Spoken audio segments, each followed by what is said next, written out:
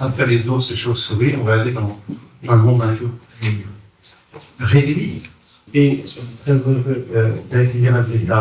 et avec Bruno Bastien, donc, le responsable de recherche CNRS, au centre de recherche sur la cognition animale.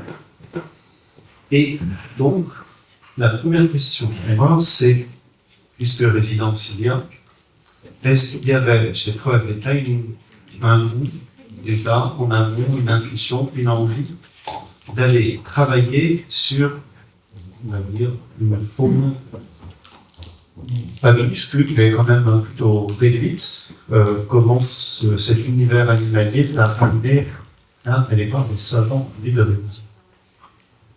Alors, j'ai démarré la résidence avec un désir profond de rencontrer les ancêtres et j'ai cherché des endroits où il était susceptible de faire leur rencontre.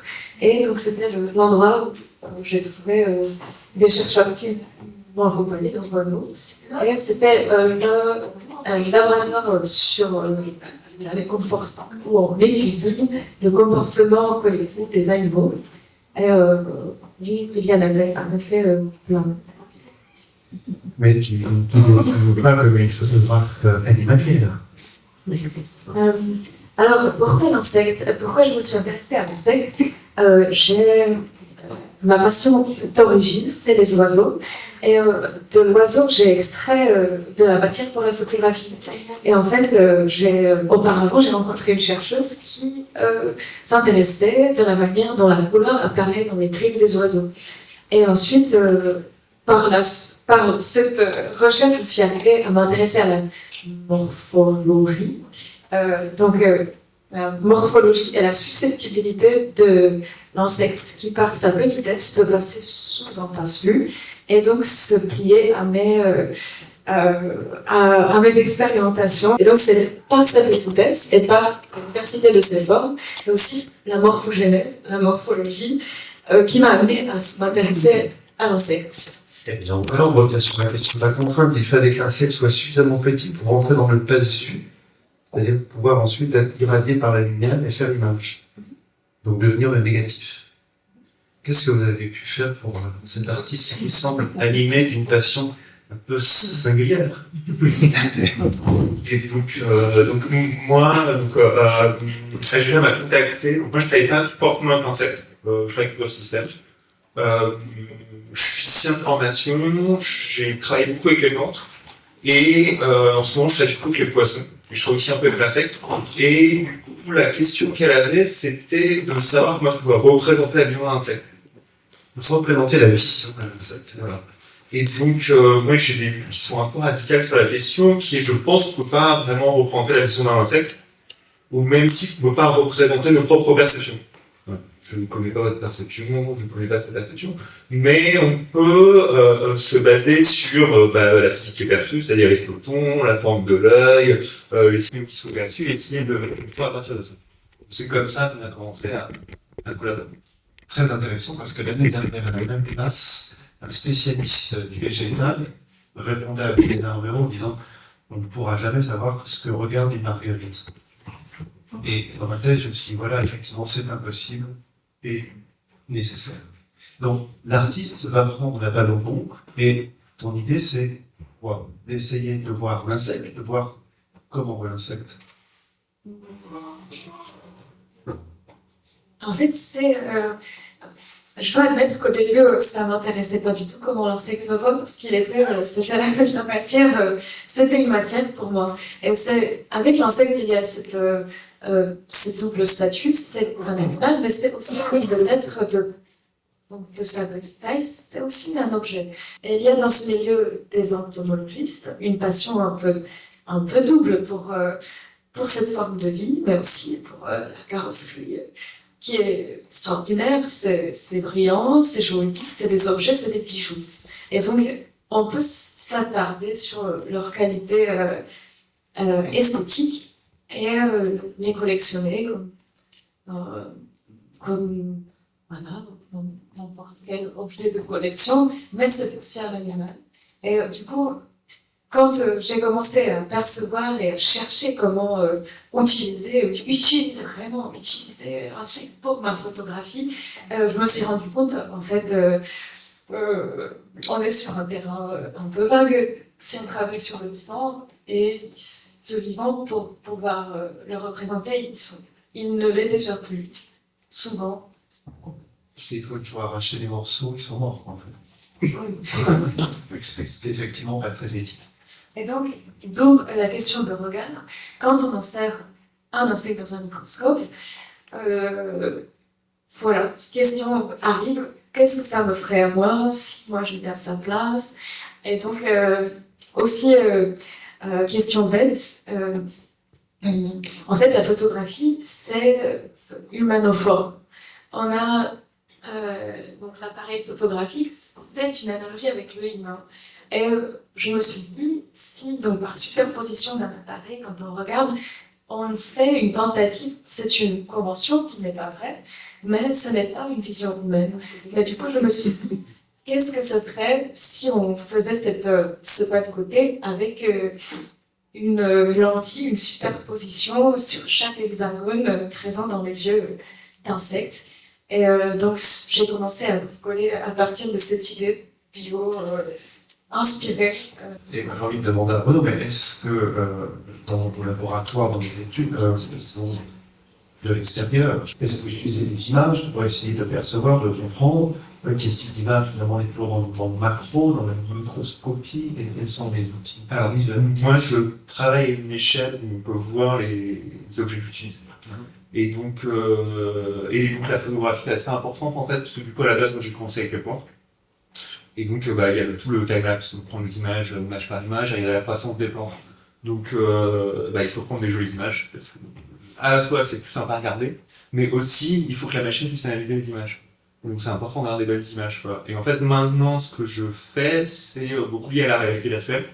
Donc je mets des poissons dans des scènes de réalité virtuelle, donc je génère des images qui vont pouvoir être vues par les poissons ou par d'autres insectes, pour leur donner l'illusion qu'il y a d'autres objets en 3D entre eux, et il faut les traiter en 3D. On utilise les images pour les traiter en 3D. Donc il y a une espèce de retour comme ça. Et donc il y a un peu toujours la question aussi qui est, qu'est-ce qu'ils perçoivent? Voilà. Donc moi, peut-être, je suis arrivé à la question qui a fini par m'intéresser, qui est, c'est quoi un objet? C'est-à-dire qu'en physique, un objet, c'est une particule, on en a plusieurs, ça fait des molécules, on en a plusieurs, ça fait une table, ça fait quelqu'un. Mais au niveau de la vision, la perception, c'est pas très clair. C'est-à-dire, là, j'interagis avec vous, mais j'interagis avec la table, mais c'est pas vraiment des objets en tant que tels. Peut-être c'est que des illusions. C'est pas vraiment c'est une représentation. Donc il y a toujours ces questions qui sont un peu en toile de fond. Et ces films, on les appelait comme ça, vous les avez montrés, vous avez dit? C'est les simulations, Oui, je vais montrer à peu près pas mal de choses. Ouais. C'est un quel effet dans ton cerveau? Alors je me suis dit, donc dans la science, il y a question de représentation et de l'outil, comment on crée des images. Et donc dans le travail de Renaud, ce qu'il m'avait montré, c'était en fait les recherches photographiques du 19e siècle, des pionniers de la photographie, comme Étienne Jules Marais, avec chronophotographie, c'est un dispositif que toi tu utilises encore aujourd'hui. Et donc je me suis dit, donc ce que nous on bricole dans la photographie, en fait les scientifiques ensuite ils l'utilisent, et inversement. Juste pour revenir sur Étienne Jules Marais, c'est assez marrant parce que du coup on a des références qui sont communes. Parce que Étienne Jules Marais à la base c'est pas un photographe, c'est un scientifique. Et donc il y a vraiment ce travail qui était de... en fait, avec la calculateur, on a vraiment des références. On a une question qui était commune, en fait, quelque part, sur c'est quoi la perception de ces insectes. Et on avait vraiment des références communes. Qui, du coup, par rapport à mes collègues, par exemple, Étienne Jules Marais, c'est leur planète. Donc il y avait aussi ce travail qui s'est fait comme ça. Alors vous avez Marais en commun, mais depuis qu'on projette des images, j'imagine que le public se dit qu'il y a un lien particulier quand même pour la couleur. La couleur est une information qu'on livre aux espèces pour voir comment elles réagissent. Comment tu vas sur le terrain de la couleur? Est-ce que c'est quelque chose qui va traduire ton imagination de ce que peut voir un insecte? Voilà, quel est l'univers de la couleur que tu m'invites? L'univers de la couleur. Euh, Quand j'ai commencé à embêter les scientifiques avec cette question de la perception d'insectes, on m'a dit il n'y a pas de moyen de vérifier ce qu'on voit. Et donc ce qui m'a plu, c'est que puisqu'il n'y a pas de moyen de vérifier, il n'y a pas d'autorité qui peut définir, voilà, c'est ça la couleur ou la représentation fidèle d'un sujet. Et donc ce qui me plaît, c'est que ce soit complètement arbitraire. Ou alors, c'est ce que je me suis donné cette autorisation d'utiliser la couleur de manière arbitraire. Et aussi, mon intérêt pour la couleur survient de mes expérimentations en argentique. Et donc ça, c'est un peu un fétiche photographique. Et donc, en laboratoire argentique, on travaille avec la question du négatif. Et donc moi, puisque je travaille, ou je révèle, je travaille avec les spécimens biologiques au labo argentique, en fait, ce que je vais voir, c'est le négatif, c'est l'inverse de la couleur. Et il y a quelques images qui ont été obtenues avec cette démarche-là. La face qu'il nous révèle, donc c'est une diffraction que la matière à l'intérieur, la matière, elle filtre la couleur et elle donne à voir quelque chose d'autre. La couleur n'y était pas au début, mais de la manière dont on la éclaire, elle va apparaître. Et donc, elle ne vient pas de nulle part. Non, elle ne vient pas de nulle part, ça c'est sûr. Mais je dis ça parce que quand j'ai découvert ton travail, comparativement, en tout cas à celui de Gaël qui avait cherché beaucoup on l'a vu tout à l'heure, dans les changements de valeur, dans les grilles, dans les négatifs, etc. Et tu m'as apparu comme étant la résidence top. Et j'en étais doublement persuadé quand j'ai vu effectivement les films, les simulations, les travaux d'images animées que tu nous avais passés, qui étaient un peu, comment dirais-je, psychotropiques. Et il y a quand même une fascination dans cet univers des insectes que tu dresses là autour de l'hallucination visuelle. Ça vient du cinéma, ça vient de l'histoire de l'art, ça vient de... Puisqu'on est dans le terrain du sensoriel, peut-être il faut augmenter, je pense, j'aime bien les couleurs saturées, parce que c'est vraiment comme si on est à l'extrême de l'expérience. Donc ça, si ça brûle les yeux, c'est bien, parce que c'est qu'on est dans la vision. Ou alors, quand on a continué à créer des films avec Renault, ça s'appelle Insect Superhighway, un film d'immersion dans la foule d'insectes infinis.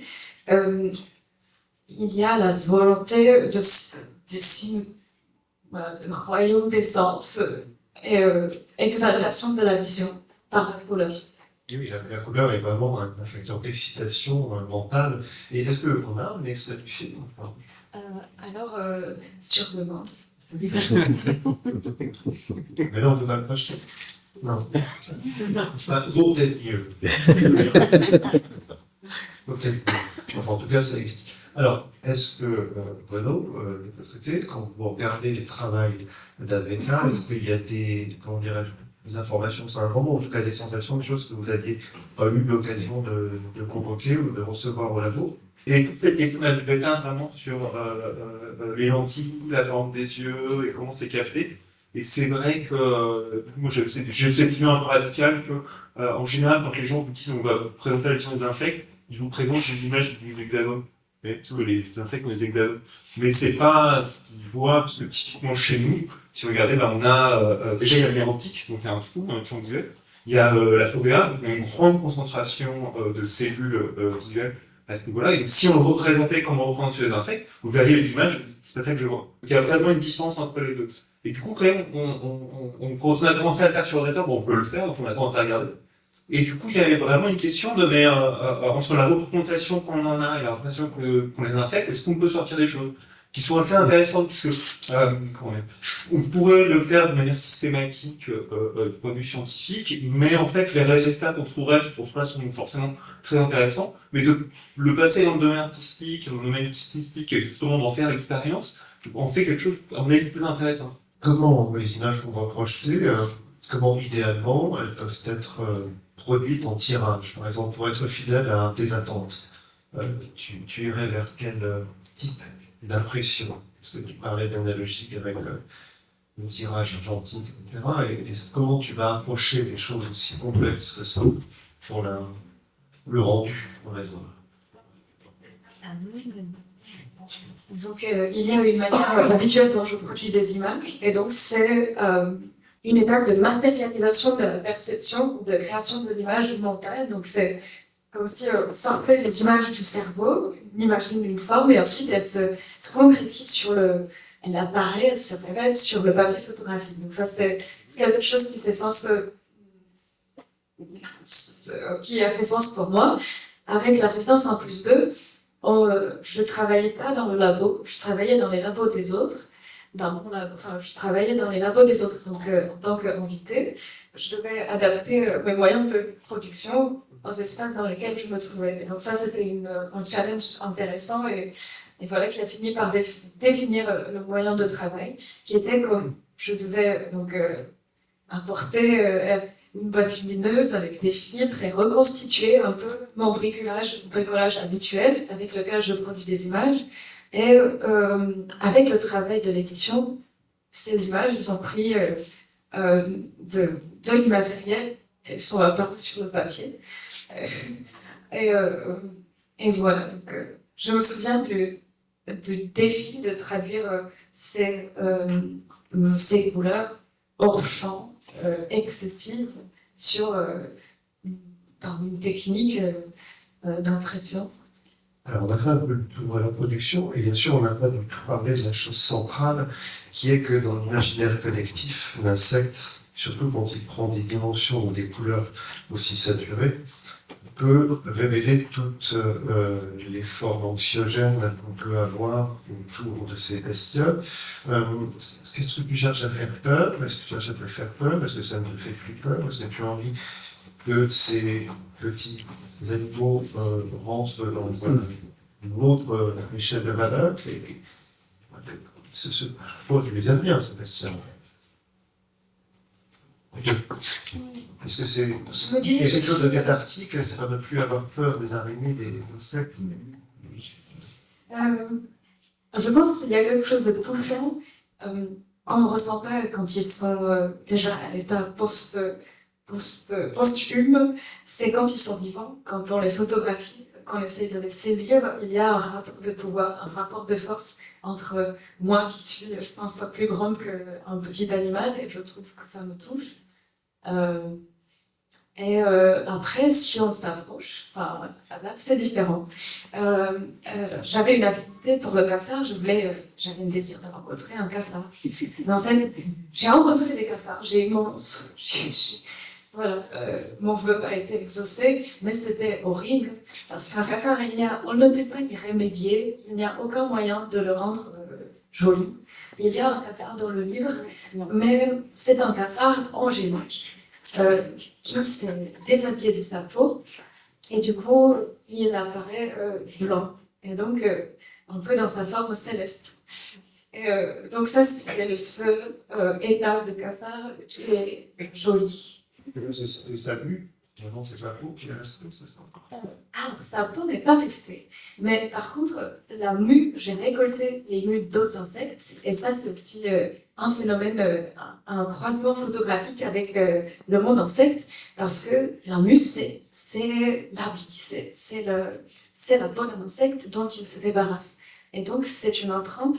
Et je me suis servie de cette empreinte très fidèle pour m'extraire des images. Est-ce que quand on est scientifique, cette question de la phobie qu'on peut avoir les uns et les autres dans le sens commun avec ces bestioles, c'est quelque chose qui entre en ligne de compte? Il y a des gens que ça intéresse. Moi, je suis physicien. Ouais, c'est ça. Du coup, j'ai un rapport, en tout cas sur l'équipe qui est très en rapport avec la matière, mais qui du coup, typiquement les films qu'on a fait, il y a une réaction chez les cerveaux. Donc l'aspect psychédélique, il y a quand même cet aspect avec la plainte partout, et c'est quand même très agréable. Et mais pareil, c'est intéressant pour moi de le faire du côté artistique, parce que du côté scientifique, pour moi c'est très matérialiste du point de vue de la vie, et c'est que voilà. Mais c'est que les scientifiques, bien, nous rassure. Alors, il y a une chose qui est intéressante, c'est on parlait du savoir en commun, des références, des dispositifs, on a parlé de Marais. La photographie scientifique du 19e siècle a regardé dès les débuts avec le microscope le monde animal est l'infiniment petit, ou en tout cas les insectes et les larves, que sais-je.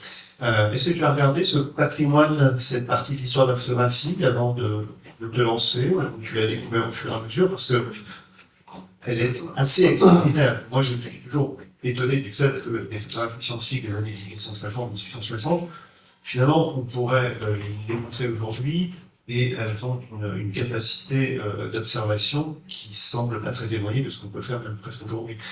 Tu as regardé un petit peu ça, tu as regardé des catalogues, des archives, que sais-je?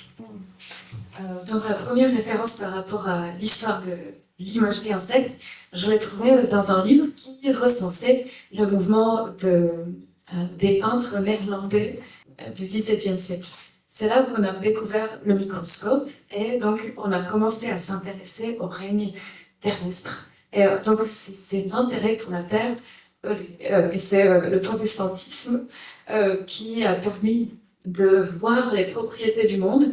Et donc c'est cette opération, enfin, c'est ce regard matérialiste qui a amené à élaborer les microscopes, à les tourner vers le monde petit. Et les insectes se sont trouvés à l'origine de la photographie ou à l'origine de la microscopie de par leur petitesse. Donc moi je me suis arrivée, l'insecte il est présent dès le début de la représentation scientifique, et donc leur complexité et le niveau de détail, il a nécessité une innovation rapide, et aussi parce que l'émerveillement, les premiers scientifiques qui ont élaboré les microscopes, ils se sont littéralement détruit la vision par le dispositif du microscope.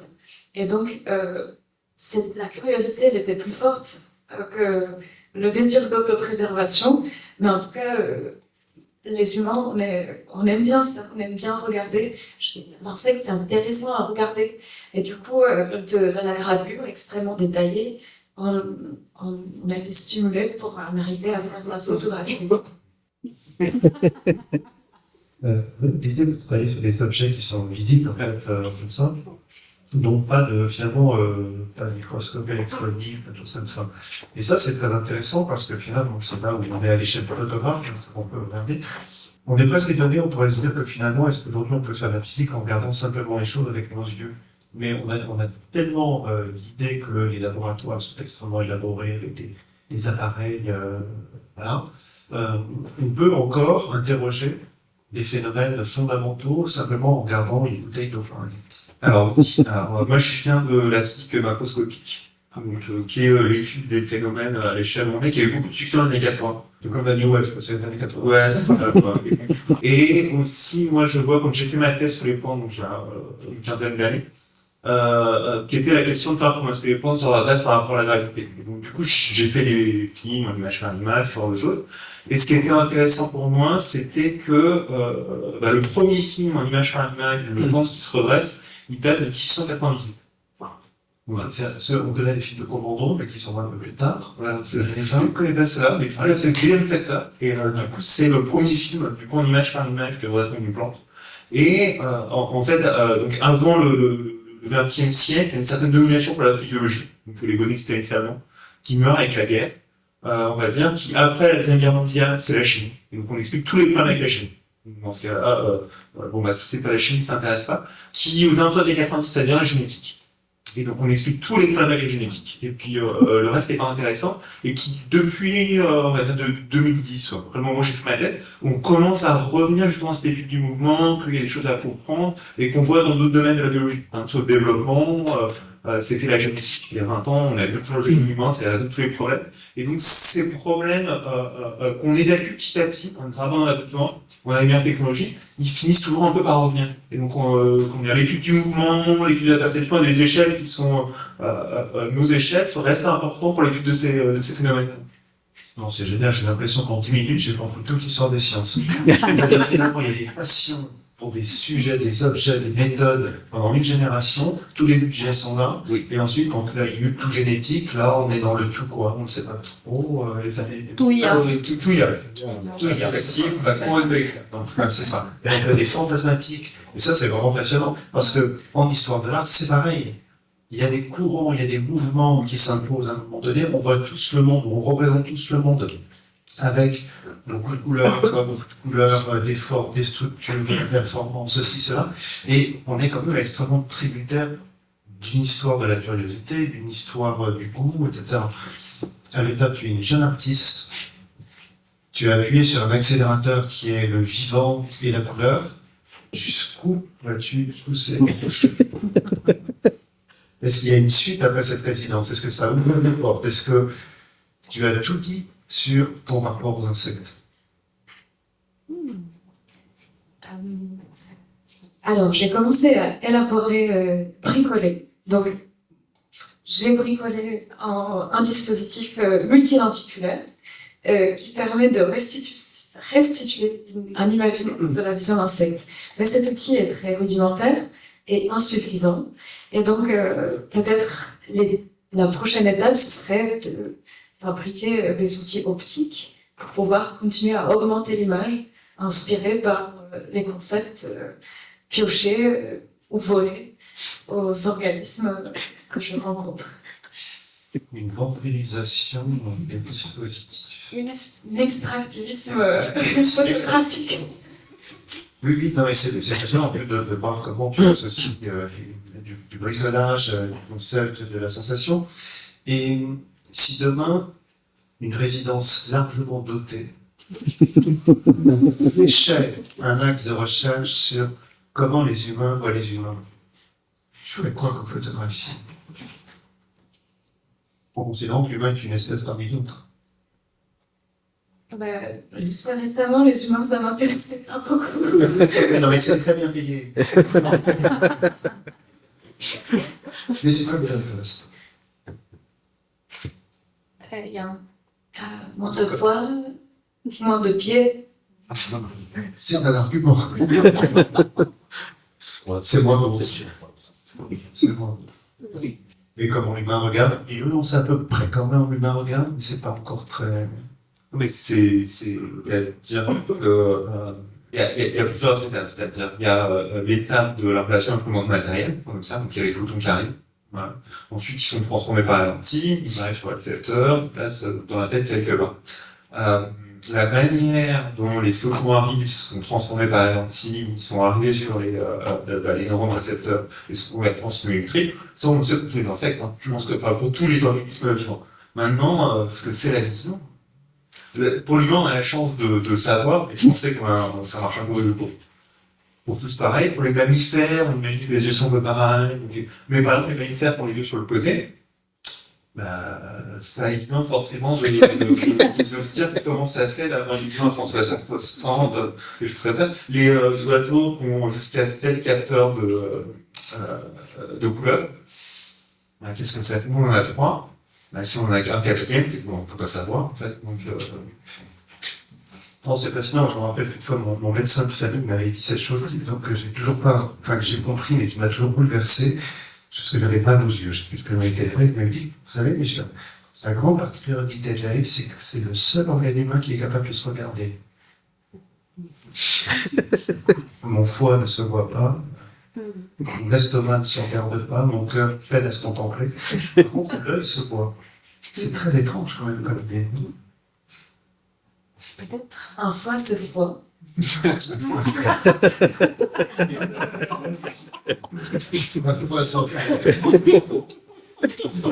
crois que nous sommes rentrés à la maison de la police. Ce colon l'a enregistré. Un cœur, ce cœur. Et un estomac, ce estomac.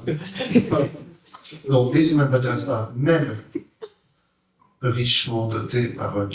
Donc, bon, est-ce que, dernière question, parce qu'après, je sens bien que ça débute, est-ce que plus c'est petit, plus c'est intéressant dans ton enquête autour de la question du visible et de l'invisible?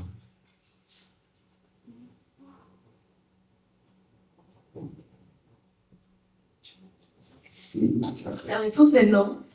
En fait, c'était dans les oiseaux, c'était la possibilité d'extraire et de s'intéresser aux mécanismes d'apparition de la couleur, qui sont chimiques, qui sont génétiques, etc.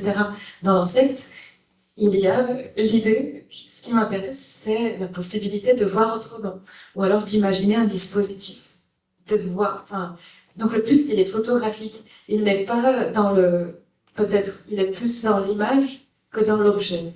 Oui, c'est donc pas le monde de la miniature, on va dire, de l'infiniment petit, qui est le ressort du travail, c'est quand même plutôt ce que permet de comprendre un dispositif de vision. Moi, j'œuvre exclusivement au service de la photographie.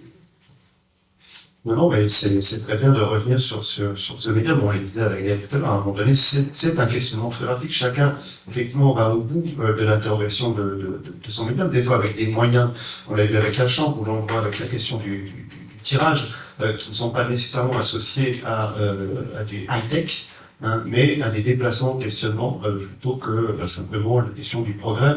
Et je reviens sur ce que Stager disait tout à l'heure, c'est que l'idée de progrès, finalement, ne nous permet pas d'aller dans des explorations, au contraire, elle va le faire. Est-ce qu'il y a des questions à la fois pour Gaël et pour Alain? Parce que tout à l'heure, on a enchaîné rapidement. La thématique du choix de couleurs qui peut être très arbitraire, elle est très présente en astronomie, comme tu sais peut-être, parce que les astronomes font l'observation dans le domaine des fréquences qui ne sont pas visibles, et donc pour rendre ces images à portée de tous, il faut les coloriser, il y a des choix arbitraires à faire. Et je pense que c'est un domaine dont tu pourrais peut-être comparer. Je serais très curieux de voir des images d'astronomie colorisées par HDR. Merci pour la référence, je vais l'utiliser. C'est très bien, parce que c'est exactement ça. Donc, soulié à notre spectre, une couleur permet de révéler autre chose. Et voilà, c'est ça qui est intéressant.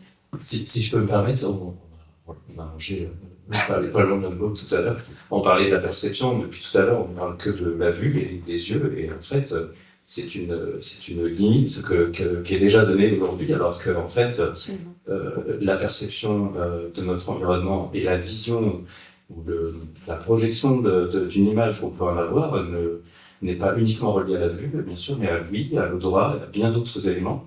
Donc c'est vrai que nous autres primates, on a tendance à favoriser la vue pour investir dans notre environnement, mais en fait, il y a l'écolocalisation, il y a le système de sonar, enfin il y a tout un tas d'autres moyens de visualiser son environnement. Et donc c'est très restreint que de parler que de la vue.